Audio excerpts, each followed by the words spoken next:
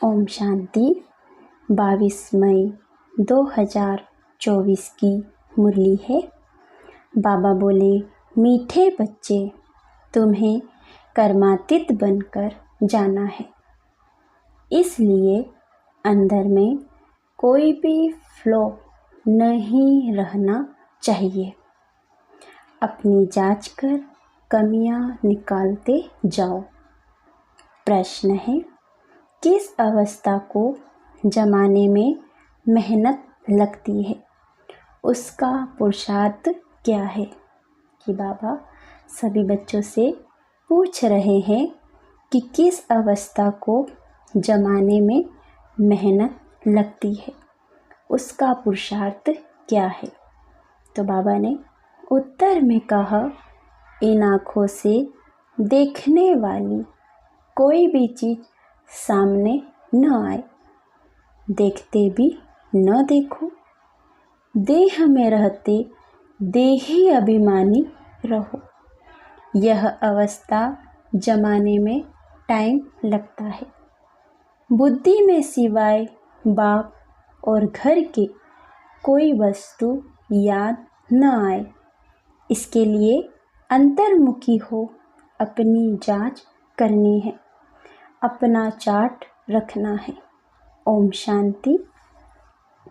मीठे मीठे सिखिलते रूहानी बच्चे यह तो जानते हैं कि हम अपनी देवी राजधानी स्थापन कर रहे हैं।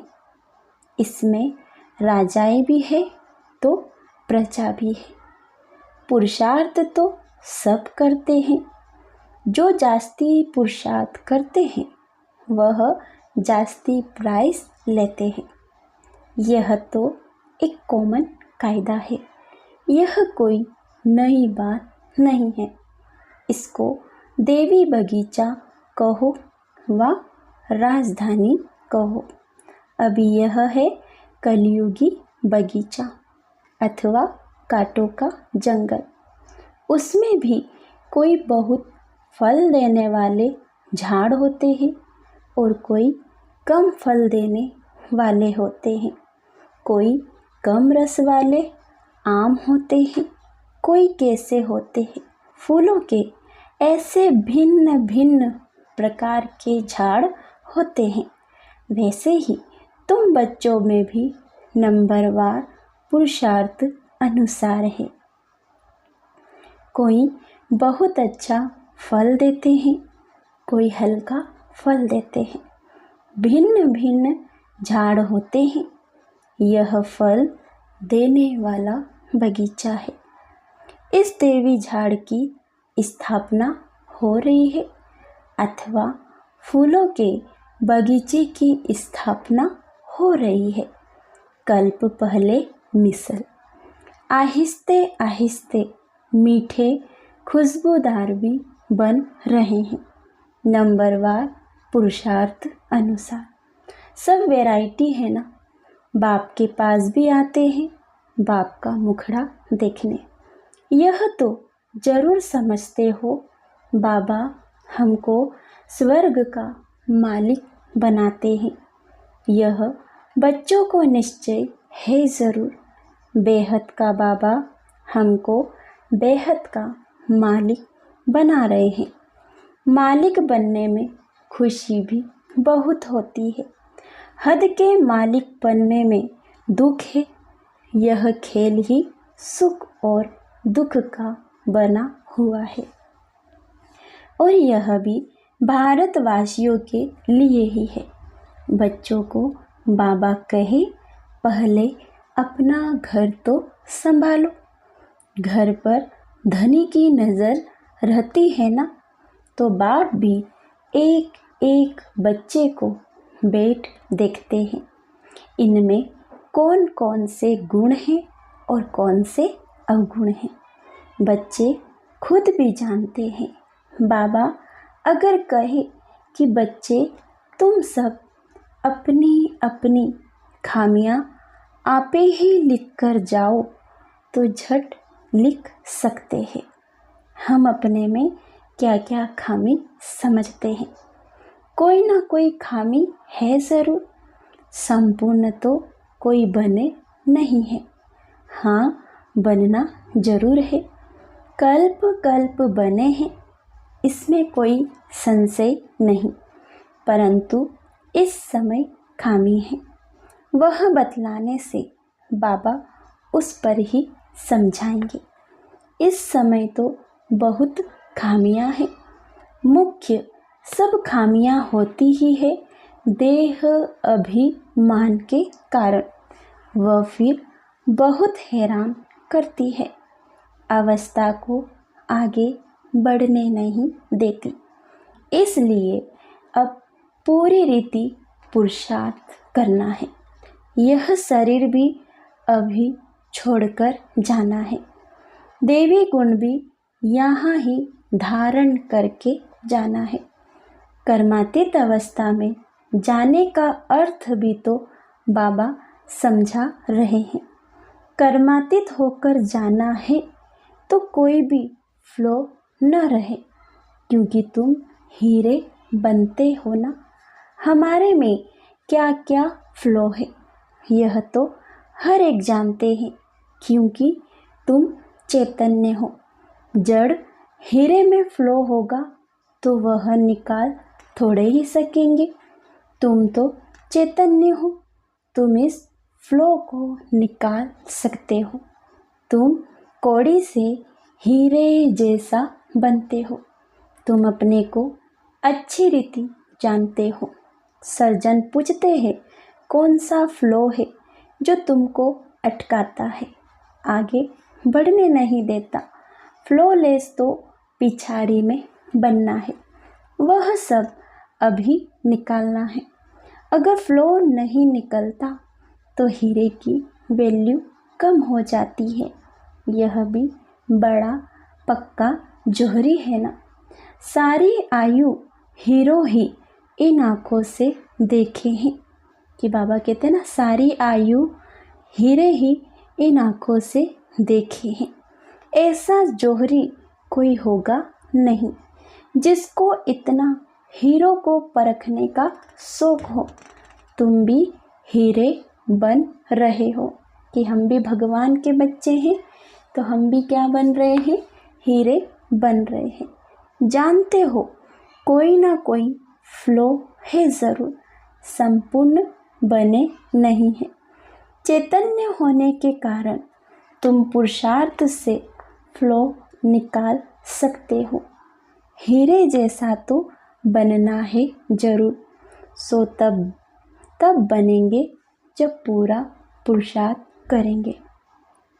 बाबा कहते हैं तुम्हारी अवस्था ऐसी पक्की हो जो शरीर छूटने समय अंत में कोई भी याद न आए। यह तो क्लियर है।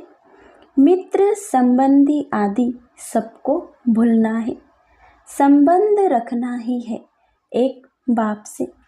अभी तुम हीरे बन रहे हो, यह जवाहरात की दुकान है। तुम हर एक जोहरी हो। यह बातें दूसरा कोई भी जानता नहीं। तुम बच्चे जानते हो, हर एक के दिल में है हम विश्व के मालिक बन रहे हैं। पुरुषार्थ अनुसार जिन्हों को उच्च पद मिला है उन्होंने जरूर पुरुषार्थ किया है तो तुम्हारे में से ही है ना। तुम बच्चों को ही इतना पुरुषार्थ करना है। इसलिए बाबा एक एक बच्चे को देखते रहते हैं, जैसे फूलों को देखा जाता है ना।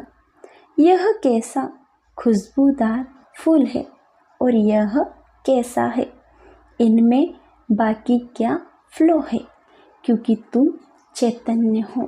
तो बाबा हर फूल की चेकिंग करते हैं।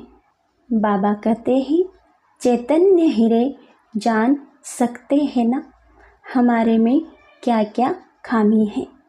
जो बाप से बुद्धि योग तुड़ाए कहाँ ना कहाँ भटकाते हैं, तो बाप तो कहते हैं बच्चे मामेकम याद करो, दूसरा कोई याद न आए।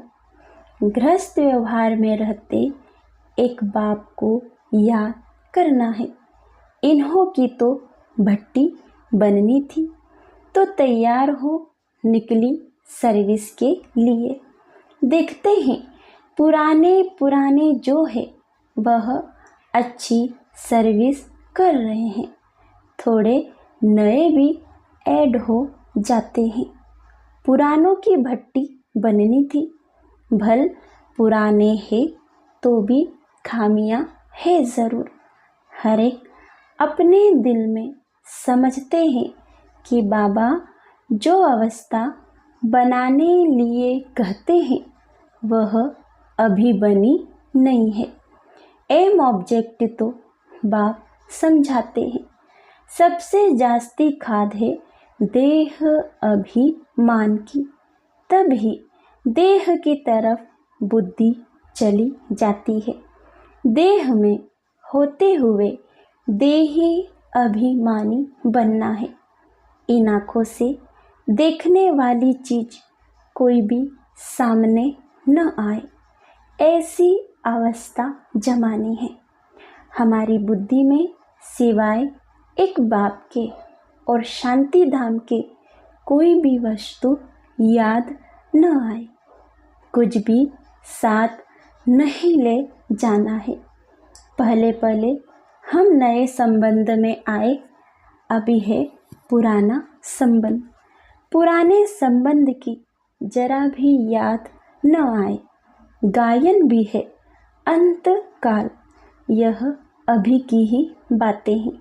गीत तो कलयुगी मनुष्यों ने बैठ बनाए हैं, परंतु वह समझते थोड़े ही है कि मूल बात बाबा समझाते हैं। एक बाप के सिवाय और कोई याद न आए। एक बाप की याद से ही तुम्हारे पाप कट जाएंगे और पवित्र हीरे बनेंगे। कोई कोई पत्थर तो बहुत वैल्यूबल होते हैं, मणिक भी वैल्यूबल होते हैं। बाप अपने से भी बच्चों की वैल्यू ऊंच करते रहते हैं। अपनी जांच करनी होती है। बाप कहते हैं अंतर्मुख हो, अपने में देखो कि हमारे में क्या खामी है, कहाँ तक देह अभिमान है। बाबा पुरुषार्थ के लिए भिन्न भिन्न युक्तियाँ समझाते रहते हैं। जितना हो सके एक की याद रहे। भल कितने भी प्यारे हो, खूबसूरत बच्चे, बहुत लवली हो, तो भी किसी की याद न आए। यहाँ की कोई भी चीज़ याद न आए। कोई कोई बच्चे में बहुत मोह रहता है। बाप कहते हैं उन सब से ममत्व मिटाए, एक की याद रखो। एक लवली बाप से ही योग रखना है, उनसे सब कुछ मिल जाता है। योग से ही तुम लवली बनते हो। लवली आत्मा बनती है। बाप लवली प्योर है ना। आत्मा को लवली प्योर बनाने के लिए बाप कहते हैं बच्चे जितना मुझे याद करेंगे तुम अतः लवली बनेंगे। तुम इतने लवली बनते हो जो तुम देवी देवताओं की अब तक पूजा हो रही है। बहुत लवली बनते हो ना। आधा कल्प तुम राज्य करते हो और फिर आधा कल्प तुम ही पूजे जाते हो। तुम खुद ही पुजारी बन अपने चित्रों को पूजते हो। तुम हो सबसे लवली बनने वाले। परंतु जब लवली बाप को अच्छी रीति याद करेंगे तब ही लवली बनेंगे। सिवाय एक बाप के और कोई याद न आए। तो अपनी जांच करो कि बाप को बहुत लव से याद करते हैं। बाप की याद में प्रेम के आंसू आ जाए। बाबा, मेरा तो आपके सिवाय दूसरा ना कोई, और कोई की याद न आए। माया के तूफान न आए। तूफान तो बहुत आते हैं ना, अपने ऊपर बहुत जांच रखनी है। हमारा लव बाप के सिवाय और कोई तरफ तो नहीं जाता है। भल कितनी भी प्यारी चीज़ हो तो भी एक बाप की ही याद आए। तुम सब एक मासूक के आशिक बनते हो। आशिक मासूक जो होते हैं, एक बार एक दो को देख लिया बस, शादी आदि भी नहीं करते। रहते भी अलग है, परंतु एक दो की याद बुद्धि में रहती है। अभी तुम जानते हो, हम सब आशिक हैं, एक मासूक के बच्चे। उस मासूक को तुम भक्ति मार्ग में भी बहुत याद करते थे। यहाँ भी तुम्हें बहुत याद करना है, जबकि वह सम्मुख है। बाप कहते हैं, मामेकम याद करो तो तुम्हारा बेड़ा पार हो। इसमें संशय की कोई बात नहीं है। भगवान से मिलने के लिए सब भक्ति करते हैं। यहाँ कोई कोई बच्चे तो बहुत हड्डी सर्विस करते हैं। सर्विस के लिए जैसे एकदम तड़पते हैं, बहुत मेहनत करते हैं। यह भी तुम जानते हो कि बड़े आदमी इतना नहीं समझ सकेंगे, परंतु तुम्हारी मेहनत कोई व्यर्थ नहीं जाती है। कोई समझकर लायक बनते हैं, फिर बाबा के आगे आते हैं। तुम समझते हो यह लायक है वा नहीं। दृष्टि तो उन्हों को तुम बच्चों से मिलती है। श्रृंगार करने वाले तुम बच्चे हो। जो भी यहाँ आए हुए हैं, उन सबको तुम बच्चों ने श्रृंगार कराया है। बाबा ने तुमको श्रृंगार कराया है। तुम फिर औरों को श्रृंगार कराए ले आते हो। बाप आफरीन देते हैं। जैसे श्रृंगार किया है, ऐसा ही औरों का भी कराते हैं, बल्कि अपने से भी औरों को अच्छा करा सकते हैं। सबकी अपनी अपनी तकदीर है ना। कोई कोई समझते हैं, कोई कोई समझने वाले समझाने वालों से भी तीखे हो जाते हैं। समझते हैं इनसे हम अच्छा समझा सकते हैं। समझाने का नशा चढ़ता है तो वह फिर निकल पड़ते हैं। बाप दादा दोनों की दिल पर चढ़ पड़ते हैं। बहुत नए नए हैं जो पुरानों से भी तीखे हैं। कांटों से अच्छा फूल बन पड़े हैं। इसलिए बाबा एक एक को बैठ देखते हैं कि इनमें क्या क्या कमी है। यह कमी इनमें से निकल जाए तो बहुत अच्छी सर्विस करे। बागवान है ना, दिल होता है उठकर पिछाड़ी में भी जाकर देखें, क्योंकि पिछाड़ी में भी जाकर बैठते हैं। अच्छे अच्छे महारथियों को तो फ्रंट में बैठना चाहिए। इसमें किसी को धक्का आने की तो बात ही नहीं। अगर धक्का आएगा, रूठेंगे तो अपनी तकदीर से रूठेंगे। सामने फूलों को देख देख अथाह खुशी होती है। यह बड़ा अच्छा है, इसमें थोड़ा डिफेक्ट है, यह बहुत अच्छा साफ है, इनमें अंदर कोई जंक जमी पड़ी है तो वह सारा किचड़ा निकालना है। बाप जैसा लव कोई नहीं करता। स्त्री का भी पति में लव रहता है ना, पति का इतना नहीं होता, वह तो दूसरी तीसरी स्त्री कर लेते हैं। स्त्री का तो पति गया बस, या हुसैन करती रहती है। पुरुषों के लिए तो एक जूती गई तो और कर लेंगे। शरीर की जूती कहा जाता है। शिव बाबा का भी लॉन्ग बूट है ना। अब तुम बच्चे समझते हो कि हम बाबा को याद करेंगे, फर्स्ट क्लास बनेंगे।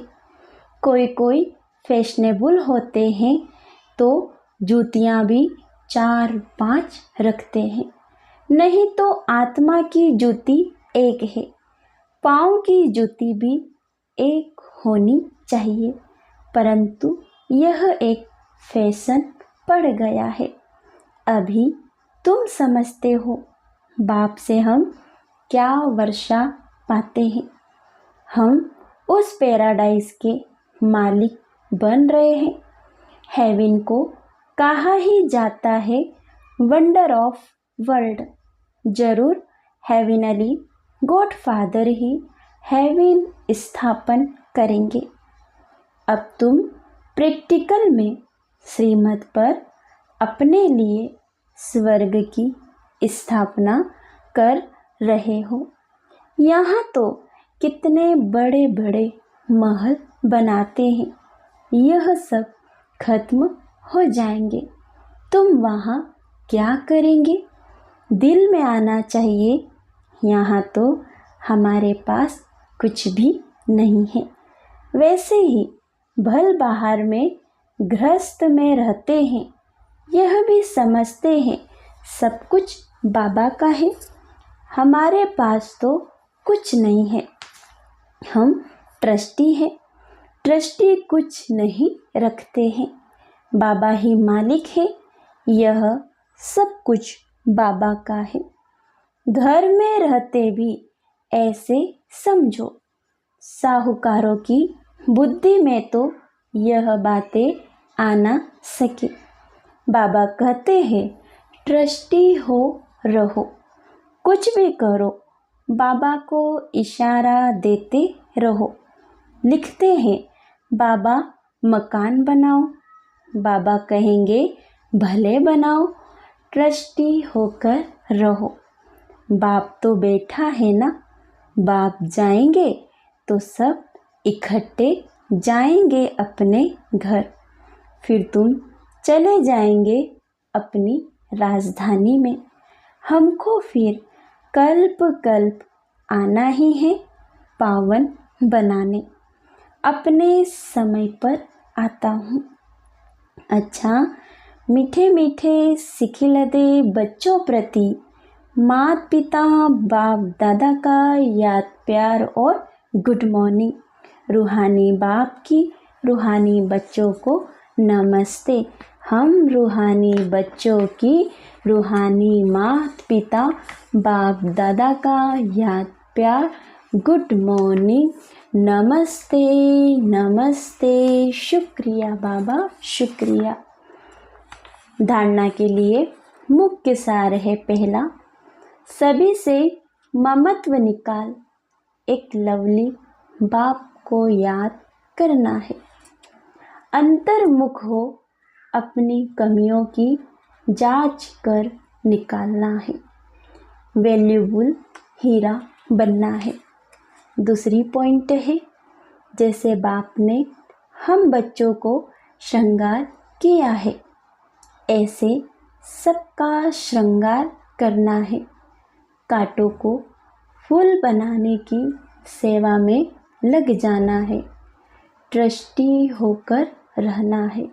वरदान है, ब्राह्मण जीवन में एक व्रता के पाठ द्वारा रूहानी रॉयल्टी में रहने वाले संपूर्ण पवित्र भव। कि ब्राह्मण जीवन में एक व्रता के पाठ द्वारा रूहानी रॉयल्टी में रहने वाले संपूर्ण पवित्र भव। इस ब्राह्मण जीवन में एक व्रता का पाठ पक्का कर प्यूरिटी की रॉयल्टी को धारण कर लो तो सारे कल्प में यह रूहानी रॉयल्टी चलती रहेगी। आपके रूहानी रॉयल्टी और प्यूरिटी की चमक परम धाम में सर्व आत्माओं में श्रेष्ठ है। आदिकाल देवता स्वरूप में भी यह पर्सनालिटी विशेष रही है। फिर मध्यकाल में भी आपके चित्रों की विधि पूर्वक पूजा होती है। इस संगम युग पर ब्राह्मण जीवन का आधार प्यूरिटी की रॉयल्टी है। इसलिए जब तक ब्राह्मण जीवन में जीना है तब तक संपूर्ण पवित्र रहना ही है। स्लोगन है, आप सहनशीलता के देव और देवी बनो। तो गाली देने वाले भी गले लगाएंगे कि क्या कह रहे बाबा, आप सहनशीलता के देव और देवी बनो। तो गाली देने वाले भी गले लगाएंगे। अच्छा, ओम शांति।